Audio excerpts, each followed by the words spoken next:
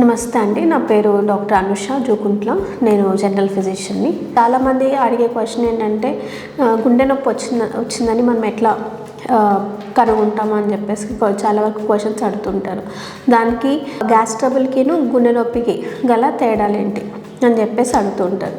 ఇప్పుడు గుండె నొప్పి అనేది ఆల్మోస్ట్ అన్ని ఏజ్ గ్రూప్స్లో చూస్తూ ఉంటున్నాం. ఇంతకుముందు అయితే ఏంటి అంటే ఎక్కువగా ఏజ్ ఓల్డ్ పర్సన్స్లోని ఎవరికైతే బీపీ, షుగర్ లేదా స్మోకింగ్ హ్యాబిట్స్ ఉంటున్నాయో వాళ్ళలో ఎక్కువగా చూసేవాళ్ళం. కానీ ఈ మధ్యకాలంలో ఏంటంటే ఎక్కువగా యంగ్ పేషెంట్స్లో కూడా చూస్తున్నాం అన్నమాట.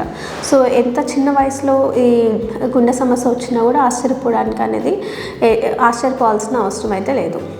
సో దానికి గ్యాస్ట్రైటిస్, ఈ రెండింటికి మధ్యలో డిఫరెన్సెస్ ఏంటి అని చెప్పేసి అడుగుతున్నారు. దాన్ని ఎట్లా మనం కనుక్కోవాలి అని చెప్పేసి. గ్యాస్ట్రైటిస్ అంటే ఏం లేదండి, ఎక్కువగా స్పైసీ ఫుడ్ తిన్నప్పుడు కానీ, ఎక్కువగా ఏదైనా పచ్చళ్ళు, ఎక్కువ ఆయిలీ ఫుడ్ కానీ, బయట ఫుడ్ ఎక్కువగా తినే వాళ్ళలో చూస్తూ ఉంటాము. ఇది మోస్ట్లీ ఏంటి అంటే రాత్రిపూటల్లో ఎక్కువగా వస్తూ ఉంటుంది. పొజిషన్తో పాటు అంటే నైట్ తిన్న వెంటనే కొంచెం మీకు నొప్పిగా ఉండడం కానీ, లేదు తిన్న ఆహార పేటిక మొత్తం కొంచెం బర్నింగ్ సెన్సేషన్, మంటగా ఉండడం కానీ, వీటితోటి గ్యాస్ట్రైటిస్ అనేది వస్తూ ఉంటుంది. అదే ఇది ఎటువంటి ఓన్లీ ప్యాంటాప్ అని ఇప్పుడు గ్యాస్ ట్రబుల్కి ఇచ్చే టాబ్లెట్స్ ఉంటున్నాయి. అవి తీసుకున్న వెంటనే ఇది తగ్గిపోతూ వస్తుంది అనమాట. లేదా ఎక్కువ వాటర్ తీసుకున్నా కానీ, ఎక్కువగా బటర్ మిల్క్ అంటే సూతనింగ్ లిక్విడ్స్ ఇవి తీసుకున్నా కూడా ఈ పెయిన్ అనేది తగ్గిపోయే అవకాశాలు ఉన్నది.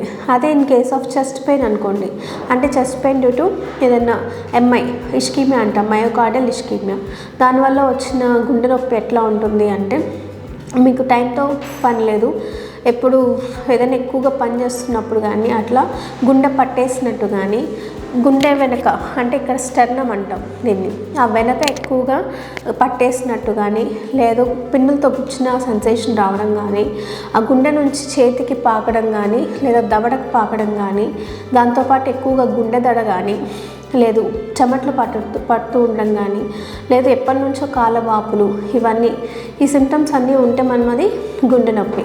కానీ దీన్ని ఎట్లా రిలీవ్ చేస్తాము అంటే ఇప్పుడు మనం సార్బిట్రేట్ అనే ఒక టాబ్లెట్ అనేది ప్యాంటాప్ వీటన్నిటితో కనుక ఈ పెయిన్ అనేది రిలీవ్ అవ్వదు.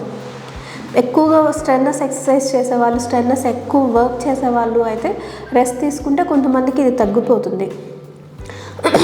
లేదు రెస్ట్ తీసుకున్నా తగ్గట్లేదు అంటే సార్బిట్రేట్ అనే ఒక ట్యాబ్లెట్ ఉంటుంది. అది అన్ని మెడికల్ షాప్స్లో దొరుకుతుంది.